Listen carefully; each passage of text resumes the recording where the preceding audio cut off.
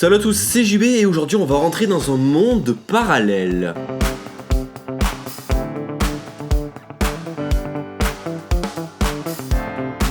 Vous l'aurez donc compris, aujourd'hui on va donc s'attaquer au PlayStation VR qui est un masque de réalité virtuelle, un casque de réalité virtuelle que vous allez venir connecter à votre PlayStation 4. Alors oui, d'habitude je ne teste pas tout ce qui s'approche du milieu des jeux vidéo, car tout simplement c'est pas ce que je préfère le plus. Mais le site Cdiscount m'a contacté et m'a proposé de tester le PlayStation VR, et comme ce casque est hautement technologique et que c'est un casque de réalité virtuelle et que j'ai déjà testé ce type de casque et que ça vient directement dans la thématique de l'high-tech, j'ai donc directement accepté. Mais comme vous le savez, je suis pas non plus un fan des jeux vidéo, du coup je me demande si à l'approche de Noël, je ne vous ferai pas gagner une PlayStation 4, ce casque donc PlayStation VR, la caméra PlayStation, ainsi que 3 jeux. Est-ce que ça vous intéresserait? Si c'est le cas, lâchez un gros pouce bleu en bas de la vidéo. Ce PlayStation VR donc est un casque qui permet d'être immergé dans le jeu vidéo. Il vient donc se connecter à sa PS4 classique, Slim ou Pro via un boîtier qui fait la jonction entre les deux, sans oublier la caméra, donc la PlayStation Camera, qui permet en fait de détecter les petits capteurs qui se situent sur le casque et donc de détecter les mouvements que vous allez faire dans la vraie vie afin de les retranscrire sur le virtuel. Du coup ça fait beaucoup de câbles. Il y a vraiment pas mal de câbles qui viennent directement se connecter par-ci par-là. Du coup c'est pas le truc le plus swag du monde d'avoir une PS4, le boîtier, le PSVR ainsi que la PlayStation Camera. C'est pas très design mais bon, faut passer par là. Avec ce casque donc vous allez être plongé dans un monde parallèle, à savoir celui de votre jeu vidéo favori ou de jeu vidéo qui est compatible bien entendu avec le casque VR, parce que tous les jeux ne sont pas compatibles. Ici par exemple j'ai 3 jeux, un jeu d'horreur, un jeu de voiture ainsi qu'un jeu où dedans il y a multiples mini-jeux. Et à la place donc d'être en vue externe dans votre canapé à jouer à votre jeu vidéo grâce à la manette, là vous allez être en vue interne, voire omniscient, c'est-à-dire que vous allez être dans le jeu à la place du protagoniste, à la place du personnage principal, et dès lors que vous allez tourner la tête dans tous les sens, et bien directement le personnage dans le jeu tournera la tête et vous avez l'impression d'être dans le jeu. Alors j'avais pu tester l'HTC Vive qui est un casque également de réalité virtuelle beaucoup plus cher. Simplement ce HTC Vive qui est franchement le casque par excellence en VR nécessite d'avoir des capteurs chez soi, donc à plusieurs capteurs devant, derrière, sur les côtés, afin tout simplement de mesurer les déplacements dans le champ en fait des capteurs. Ici, c'est presque ça, c'est-à-dire que la caméra que vous allez positionner sur votre télévision directement va venir voir les capteurs qui sont présents à l'avant. C'est-à-dire que les lumières qu'il y a là sont des capteurs, ce n'est pas pour faire juste joli. Les capteurs à l'avant ainsi que les capteurs à l'arrière. Vous allez pouvoir également marcher dans le jeu, c'est-à-dire que si vous avancez, eh bien vous avancerez dans le jeu. Si vous reculez, vous reculerez dans le jeu. Si vous avancez votre tête vers, je sais pas, un poteau ou un mur, vous avancerez vers le mur.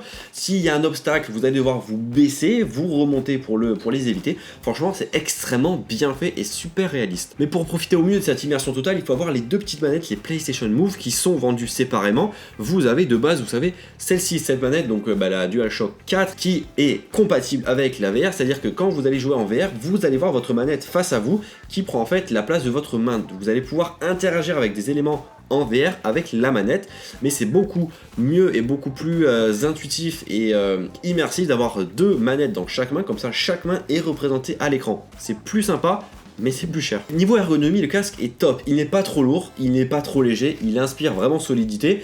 Vous allez le mettre en appuyant sur le petit bouton derrière afin de tirer en fait la lanière qui va venir se poser sur votre casque.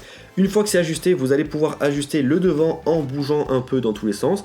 Vous avez un petit bouton ici qui va vous permettre d'avancer ou reculer suivant si vous avez des lunettes ou pas. Et à l'arrière, vous avez une petite roue crantée qui va vous permettre de forcer et d'ajuster le casque en fait à l'avant et à l'arrière. Comme ça, le casque ne bougera plus. Et quoi que vous fassiez, et bien directement, vous verrez tout. Et franchement, le casque tient extrêmement bien sur la tête. Il ne fait pas mal. C'est-à-dire que à l'avant, vous avez de la mousse. À l'arrière, vous avez une sorte de coussin. Sur les côtés, la même chose. Vous avez même ici des caches-yeux pour éviter de voir le jour. Mais le petit point négatif, parce qu'il y en a un, c'est que en bas, à la partie du nez, il y a des caches, mais vous voyez encore le jour. C'est-à-dire que si vous regardez par en bas, ici par exemple, je vois mes mains.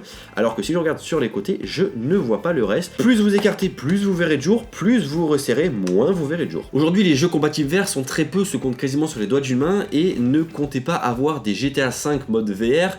Non, c'est pas disponible.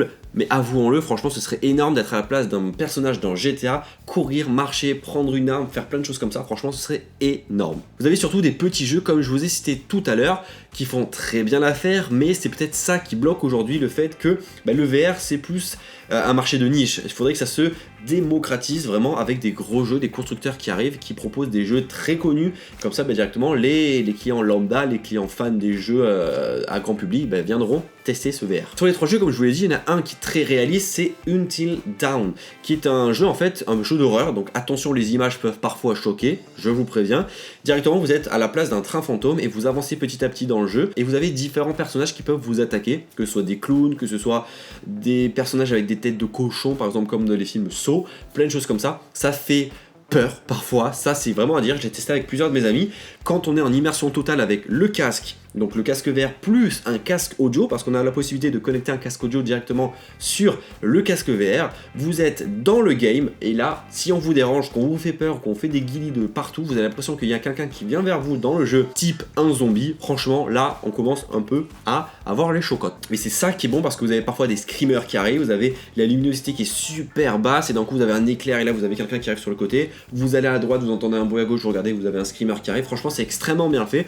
Quand on est dans le noir complet avec les 2 casques sur la tête, franchement on s'y croirait. Mais il y a un petit point négatif, c'est qu'il faut quasiment sans cesse recalibrer le jeu, parce qu'en fait on bouge tellement dans tous les sens que les capteurs un peu ont du mal, c'est pas totalement la pointe de la technologie. Du coup c'est super simple, il faut simplement appuyer longtemps sur le bouton option de la télécommande, ça recalibre.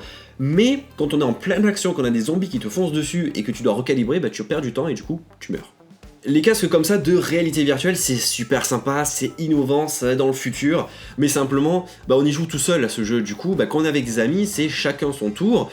C'est plutôt dommage et on perd un peu l'effet fun qu'on peut avoir quand on a plusieurs manettes et on joue à 4 joueurs par exemple sur un jeu. Ici, pour la plupart des jeux, c'est à 1 joueur. Alors certes, ce que le joueur qui a le casque sur sa tête voit, ça sera retransmis à l'écran. Du coup, si vous avez des potes autour de vous qui sont en train de regarder, ils verront ce que vous voyez dans le casque à l'écran. Mais quand même, c'est pas le même délire. Et deuxièmement, ça fait mal aux yeux à la longue. Alors c'est pas en 5 minutes que ça fait mal aux yeux, mais après plusieurs dizaines de minutes, voire heures, si vous êtes des grands fous, ça peut commencer à faire mal aux yeux. Du coup, faire plusieurs heures de jeu sur ça, franchement, moi je vous dis bravo. Perso, j'ai pas réussi. Alors en soi, ce PlayStation VR est un excellent casque de réalité virtuelle. Là, il y a rien à redire. Il est extrêmement simple d'utilisation. Moi, qui ai jamais eu de PS4 et j'ai eu une PS4 pour le jeu, j'ai réussi à le paramétrer, j'ai réussi à l'utiliser. Franchement, c'est super simple. On a le menu qui est déporté dans le casque, par exemple le menu PlayStation, comme ça, on navigue avec le casque sur la tête. Franchement c'est super simple, on ne sent pas le casque sur la tête comme on pourrait sentir d'autres casques, et en plus il est franchement joli, il n'y a rien à dire sur ce côté là, les lumières de tous les côtés franchement c'est super sympa, et le design assez futuriste, franchement c'est plutôt cool. Mais pour l'avoir chez soi il faut avoir plusieurs conditions qui rentrent en jeu. Premièrement, avoir un grand espace devant sa télé libre. N'ayez pas des tables, n'ayez pas des canapés, des fauteuils, des chaises, parce que tout simplement quand on a le casque sur la tête on ne voit rien de la vie réel. Du coup, on peut entrer dans des tables, on peut entrer dans des chaises, dans des murs, c'est pas le must non plus. Du coup, avant de jouer, vérifiez qu'il n'y ait rien autour de vous. Alors certes, vous pouvez jouer assis, mais franchement, ça enlève tout le fun de jouer assis à ce genre de jeu, et c'est plus marrant d'être debout, de pouvoir bouger, se baisser, avancer, reculer, alors quand on est assis, on a le casque, on a la manette, et on regarde juste autour de soi. Voilà. Et deuxièmement, c'est cher. C'est très cher. Car Sony part du principe que vous avez déjà tous les accessoires quasiment, c'est-à-dire la PS4, la caméra et les PlayStation Move.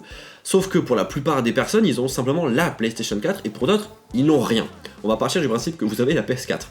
Il vous faut acheter le casque VR déjà qui coûte 399€, plus la PlayStation Camera qui coûte 59€, plus les PlayStation Move qui coûtent 80€, plus les jeux. Donc vous arrivez quasiment à 500-600€ en plus de la PS4 pour directement pouvoir jouer à des jeux en réalité virtuelle. Donc du coup, ça fait plutôt cher, voire très cher. C'est très prometteur, mais encore une fois, j'attends d'avoir des gros titres de jeux vidéo dessus pour vraiment pouvoir profiter au maximum de ce jeu. Parce que les jeux vidéo, on aime jouer à des jeux qui nous intéressent. Ici, c'est des jeux qui sont compatibles VR, mais qui nous intéressent pas forcément. Du coup, c'est pas le must. Et vous en pensez quoi, vous, de ce fameux casque VR? Si vous avez une PS4, est-ce que vous êtes intéressé par ce casque, parce qu'il vient à peine de sortir, et c'est franchement un casque de qualité, donc dites-moi ça en commentaire. Et puis en description, vous avez le lien de tous les produits dont je vous ai parlé dans cette vidéo. Et puis n'oubliez pas, si vous voulez, pourquoi pas, gagner le pack total que je vous ai présenté tout à l'heure et tout au long de cette vidéo, à lâcher votre gros pouce bleu en bas de la vidéo, on verra. Peut-être que je vous ferai gagner tout ça. Et donc voilà, comme d'habitude, vous pouvez me retrouver sur Twitter, Facebook, Snapchat, Instagram et bien entendu sur la chaîne YouTube. Tous les liens sont dans la description de la vidéo. Allez, bye bye.